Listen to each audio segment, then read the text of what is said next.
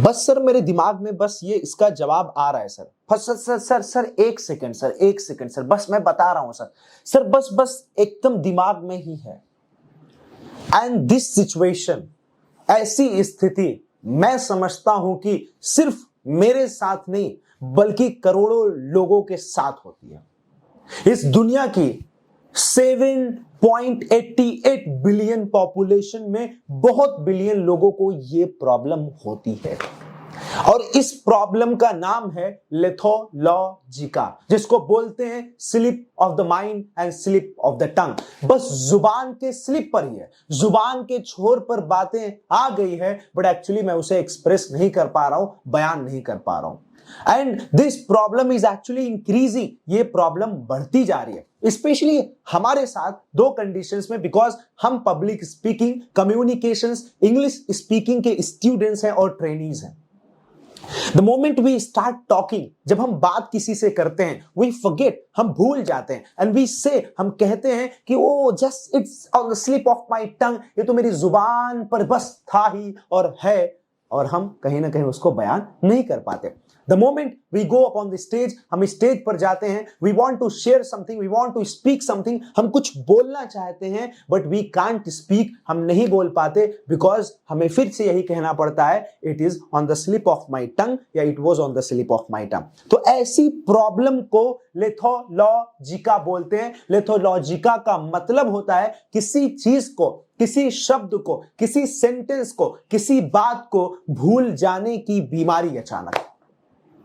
तो स्पेशली जो हम देखने जा रहे हैं, we are going to understand कि हाउ टू रिमेंबर एवरीथिंग, हर चीज को कैसे याद किया जाए, हर एक शब्द को कैसे याद किया जाए, अपने वर्ड पावर को कैसे बढ़ाया जाए, वोकैबुलरीज को कैसे बढ़ाया जाए, अपने इंफॉर्मेशन और नॉलेज को कैसे बढ़ाया जाए। It is very important to understand and to keep in your mind, ताकि आपकी जिंदगी में आपको एम्बैरेसमेंट, शर्मिंदगी और इंसल्ट, बेइज्जती का सामना ना करना पड़े। Let's start. बात अगर की जाए तो इफ यू टॉक अबाउट, आप बात करें, इस दुनिया में बहुत से शब्द हैं। इस दुनिया में 1, 2, 4 वर्ड नहीं, हर घंटे में, हर 2 घंटे में एक नया शब्द इंग्लिश डिक्शनरी में जुड़ता है। इंग्लिश डिक्शनरी में कॉमनली यूज होने वाले 1,70,000 वर्ड्स हैं। बाइबल की किताब में लगभग जो है कि आप देखेंगे तो 7,83,000 वर्ड्स हैं। कुरान में आप देखेंगे तो 77,500 वर्ड्स हैं। आप वहीं पे गीता में देखेंगे तो 22 से 23,000 वर्ड्स हैं। हेब्रू बाइबल में देखेंगे तो 8,640 वर्ड्स हैं। आप वहीं पे जो है कि कॉन्स्टिट्यूशन ऑफ इंडिया में देखेंगे 1,45,000 वर्ड्स है। It is one of the second largest written constitution of the world. अब ये जितने भी शब्द हैं, आप इन वर्ड्स को कैसे याद कर पाएंगे? आप इन वर्ड्स को याद करना चाहते, you want to actually memorise all these words, you want to learn these words, but how can you do it? आप इसे कैसे कर सकते हैं? It is absolutely impossible. अब मैं आपको 2 ऑप्शंस देता हूं। I give you 2 options. एक ऑप्शन है कि आप सिर्फ शब्द को, आप वर्ड मीनिंग को, वोकैबुलरी को क्रैम कर रहे हैं, मगअप कर रहे हैं, रट रहे हैं। तो कैन यू डू इट? क्या आप कर सकते हैं इसे? Absolutely not. Why? Because रटन विद्या इज घटन विद्या। जो रटी जाती है वो घटी जाती है। अब यहां पे आपको समझना क्या होगा, जैसे कॉमनली अगर हम बात करें तो बात आपको किसी ने बहुत ज्यादा लब का मतलब नहीं बताया होगा, लेकिन लब का वर्ड आपके दिमाग में बैठ गया है। गो का मतलब आपके दिमाग में बैठ गया है। कम हेयर का मतलब आपके दिमाग में बैठ गया है। गो देयर का मतलब आपके दिमाग में बैठ गया है। But the moment when somebody talks about fundamental duties, fundamental rights, constitution of India, the God, the devotion, the fraternity, the equality, the integrity, ऐसे शब्द आप जैसे ही सुनते हैं आप कंफ्यूज हो जाते हैं और आप इन शब्दों को रटना शुरू कर देते हैं। तो जैसे आप रटते हैं तो आपके दिमाग में, जहन में आ तो जाएगा जरूर, लेकिन फिर यही शब्द आपका लेथोलॉजिका का प्रॉब्लम बन जाएगा। If you want to remember any kind of, or if you want to memorize any kind of word and vocabulary, what you need to actually gain the information, you need to access the information related to that sector and department. जैसे for example if I want to memorise a few words, मैं अगर कहीं पे कुछ शब्द याद करना चाहता हूं तो मैं उसके निचोड़ में जाता हूं, मैं उसके डीप में जाता हूं, मैं उस चीज को पहले समझता हूं। फॉर एग्जाम्पल मैं डॉक्टर की बात करूं, हॉस्पिटल की बात करूं, ऑपरेशन की बात करूं, तो थोड़ा सा कहीं ना कहीं मुझे बायोलॉजी के बारे में, हॉस्पिटलाइजेशन के बारे में जानना होगा, डॉक्टर्स के बारे में जानना होगा, मुझे जो है कि नीट के बारे में जानना होगा, एमबीबीएस के बारे में जानना होगा, एमडी के बारे में जानना होगा, मुझे मेडिकेशन के बारे में जानना होगा, ऑपरेशन के बारे में जानना होगा, types of diseases, types of medicine, types of treatments, types of doctors, types of hospitals, types of operations मुझे जानना होगा।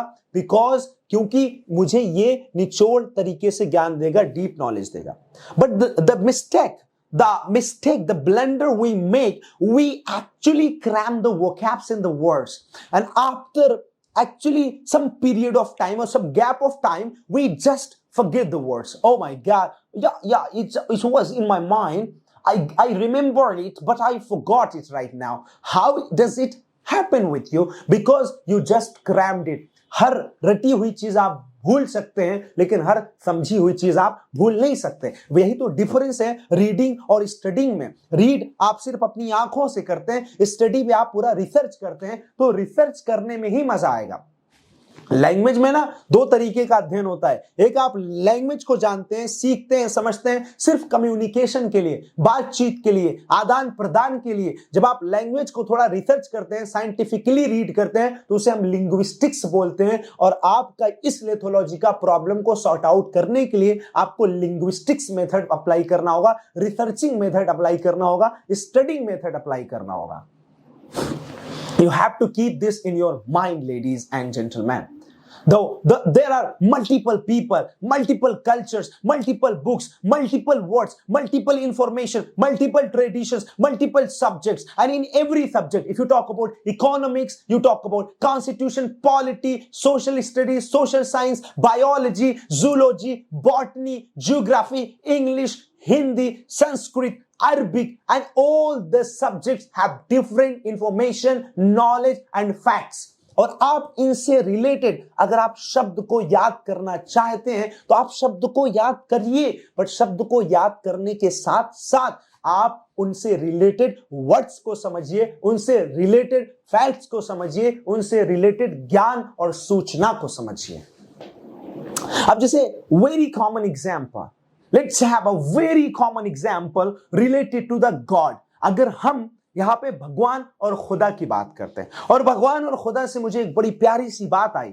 आप इसी दो शब्द में अनकंफर्टेबल हो जाते हैं। आप अगर कोई एक मुस्लिम है और वो खुदा अल्लाह बचपन से बोलता हुआ आ रहा है, अचानक 20 साल की उम्र में उसे ईश्वर बोलना हुआ या भगवान बोलना हुआ, he becomes uncomfortable, he becomes insecure। वो नहीं बोल पाता है बिकॉज उसको बचपन से ये आदत नहीं है। एक हिंदू है, वो बचपन से भगवान और ईश्वर बोला है, अचानक उसे 20 साल की उम्र में कह दीजिए कि खुदा बोल दे, अल्लाह बोल दे, तो he also will be confuse, वो भी कंफ्यूज हो जाएगा बिकॉज उसकी आदत ये नहीं है, जो कि बहुत माइनर है, बहुत कॉमन है, बहुत स्मॉल है, बहुत छोटा सा शब्द है। सोचिए कि खुदा, एक भगवान, एक ईश्वर, एक अल्लाह कहने में प्रॉब्लम हो जाती है, तो सोचिए आप इतने सारे शब्द दुनिया में हैं, उन शब्दों को आप कैसे याद करेंगे जब तक आप उसके यूजुअल नहीं बनेंगे, एज यूज नहीं बनेंगे।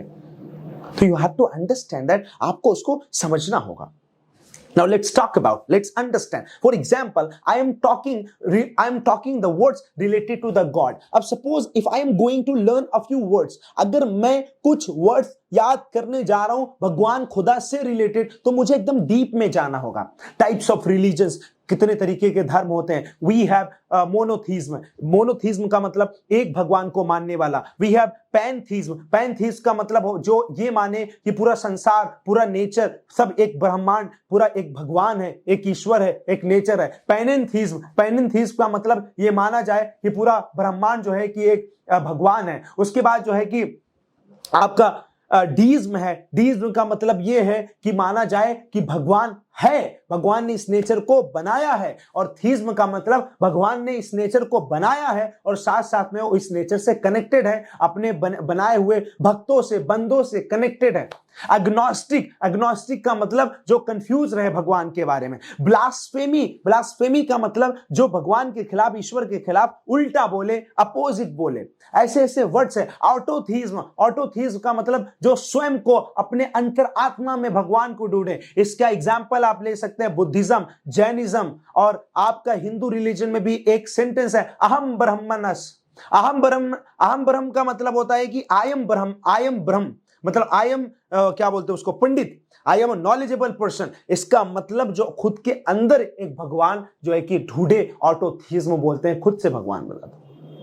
अब जब इससे रिलेटेड आप जाएंगे तो you have to go deep deep deep. आपको क्रिश्चियनिटी के बारे में समझना होगा, आपको हिंदुइज्म के बारे में समझना होगा, आपको इस्लाम के बारे में समझना होगा, आपको जैनिज्म के बारे में समझना होगा, आपको बुद्धिज्म के बारे में समझना होगा, आपको जुडाइज्म के बारे में समझना होगा, आपको ज्यूस के बारे में समझना होगा, आपको वो वेस्टर्न वॉल के बारे में समझना होगा, आपको डोम ऑफ द रॉक के बारे में समझना होगा, मक्का को समझना होगा, वैष्णो देवी को समझना होगा, डिवोशन, एक भक्ति को समझना होगा, वर्शिप, पूजा को समझना होगा, प्रे को समझना होगा, गॉड को समझना होगा, डीज और थीज्म को समझना होगा, पैंथीज्म को समझना होगा, पॉलीथीज्म को समझना होगा, मोनोथीज्म को समझना होगा, और साथ साथ में एक्चुअली जो है कि एक तरीके से प्रोस्ट्रेट, प्रोस्ट्रेट मतलब होता है दंडवत प्रणाम करना, ऑबिसेंस मतलब होता है सजदा करना, एबोल्यूशन मतलब होता है वजू, उसके बाद जो है कि वर्शिप मतलब होता है प्रार्थना करना। इस तरीके के जितने भी वर्ड्स हैं आपको ध्यान देना पड़ेगा।